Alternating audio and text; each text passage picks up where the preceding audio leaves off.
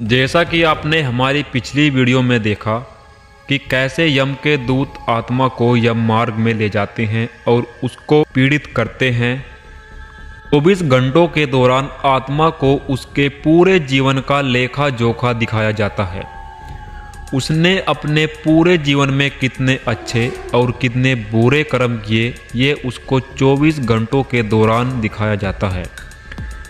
उसके बाद आत्मा को उसी घर में लाया जाता है जहां उसने अपना शरीर त्याग किया था और 13 दिन तक वह जीवात्मा अपने परिवार के बीच रहती है।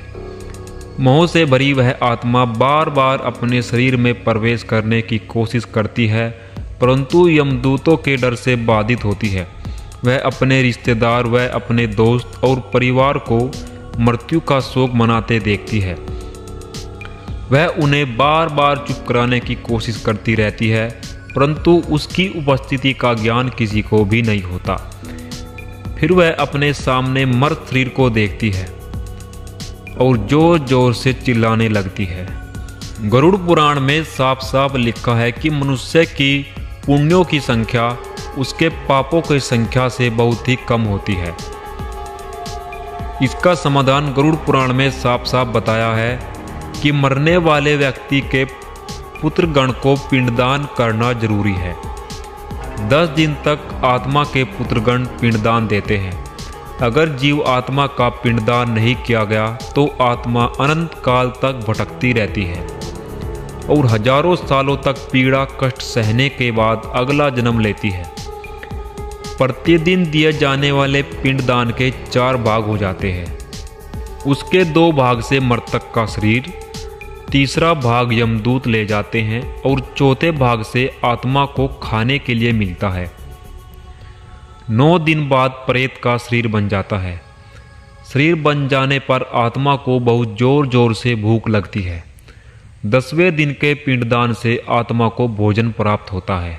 मरने वाले इंसान का नाम से पिंडदान नहीं होता, केवल गोत्र से ही पिंडदान होता है। मृतक का दाह संस्कार हो जाने के बाद आत्मा को पुनः शरीर मिलता है। मृतक व्यक्ति का शरीर जल जाने पर पिंडदान से इंसान को 1 हाथ जितना शरीर प्रदान होता है।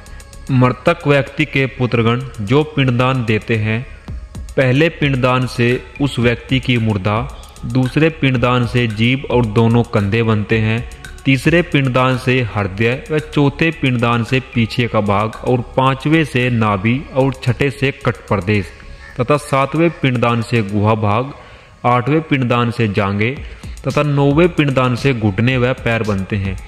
इस प्रकार 9 पिंडदान से देह को प्राप्त करके 10वें पिंडदान से उसकी भूख और प्यास जागृत हो जाती है। 11वें और 12वें पिंडदान से वह 2 दिन भोजन करता है। 13वें दिन वह प्राणी बंदर की तरह बंधा हुआ यम मार्ग में चला जाता है। यहाँ से उसकी यमलोक की यात्रा चालू हो जाती है। जीव आत्मा के गले में रस्सी बांधने के बाद यमदूत जीव आत्मा को यमलोक के लिए ले जाते हैं। यम मार्ग में जीव आत्मा के साथ क्या क्या घटनाएं घटती है, किस प्रकार से उसको प्रतिपादित किया जाता है, ये हम अगले भाग में जानेंगे। अगर आपको हमारा ये भाग अच्छा लगा है तो आप हमारे YouTube चैनल को सब्सक्राइब कर सकते हैं।